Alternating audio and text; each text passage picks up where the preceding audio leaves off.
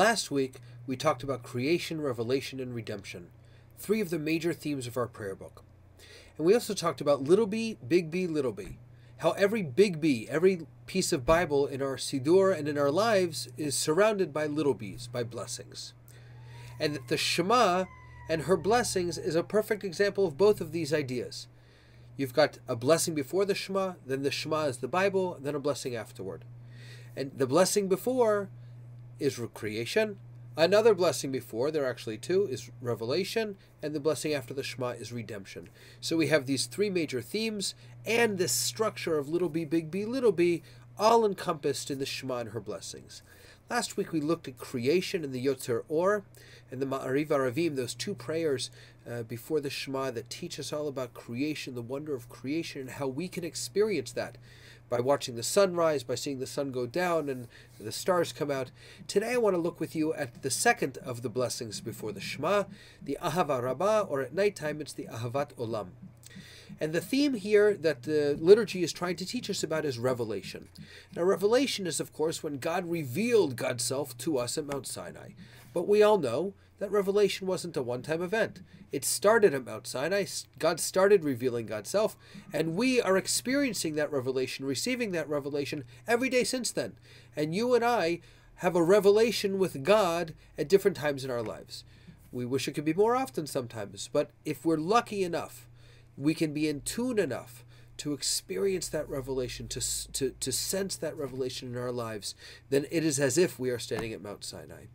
Here again, just like creation, the rabbis struggled with how can Jews experience revelation. The tradition is that we were all there. The problem is most of us don't remember it.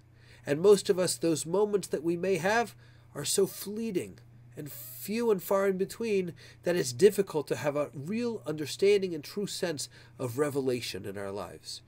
And so the liturgy suggests to us that we have a symbol of revelation. Our Torah, every time we open it up and read, every time we study, every time we think Torah, that is revelation.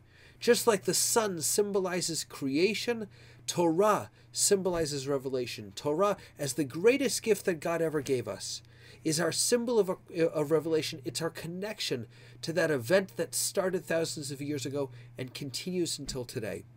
There's another challenge that the Shema presents us with that the Ahavah Rabbah and Ahavat Olam help us with. And that is, in the first paragraph of the Shema, Ve'ahavta et Adonai Elohecha, that you should love the Lord your God with all your heart, with all your soul, and with all your might. We all know these words.